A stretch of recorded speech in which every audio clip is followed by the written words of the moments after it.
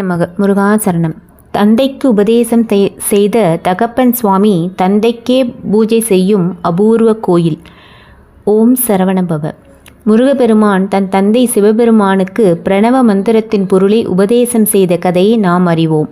ஆனால் அதே முருகப்பெருமான் தன் தந்தைக்கே சிவபூஜை செய்யும் ஒரு உன்னதமான கோலத்தை நீங்கள் தரிசித்துண்டதா? அந்த அற்புத காட்சியை காண நாம் செல்ல வேண்டிய தலம் மயிலாடுதுறை மாவட்டம் திருவிடைக்களி அருள்மிகு முருகன் திருக்கோயில். இந்த கோவில் என் கருவறைக்குள் நுழைந்தாலே ஒரு விதமான பேர் அமைதியும் தெய்வீக அதிர்வும் நம்மை தழுவுவதை உணர முடியும்.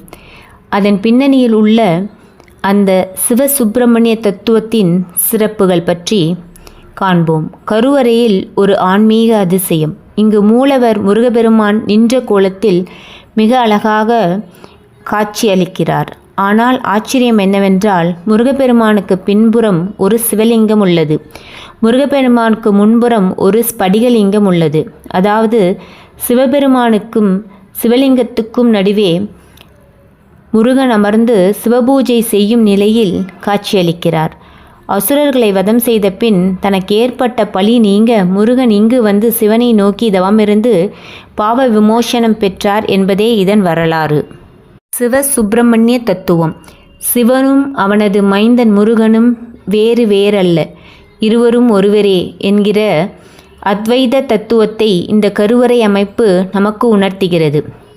தந்தையை வணங்கும் மகனாகவும் குருவை வணங்கும் சீடனாகவும் முருகன் இங்கு யோக நிலையில் அருள் புரிகிறார். குரா மரத்தடி ரகசியம். இக்கோயிலின் தல விருட்சம் குராமரம். முருகப்பெருமான் முதலில் இந்த மரத்தடியில் அமர்ந்துள்ள சிவனை வழிபட்டார். அதன் அடையாளமாக இன்றும் அங்கு ஒரு பத்திரலிங்கம் உள்ளது. ஒவ்வொரு நாளும் இரவு நடைபெறும் அர்த்தசாம பூஜையின் போது முதலில் கருவறையில் உள்ள முருகனுக்கு பூஜை நடப்பதில்லை. மாறாக குராமரத்தடியில் முருகன் பூஜித்த அந்த பத்திரலிங்கத்துக்குத்தான் முதல் பூஜை, முதல் மரியாதை செய்யப்படுகிறது.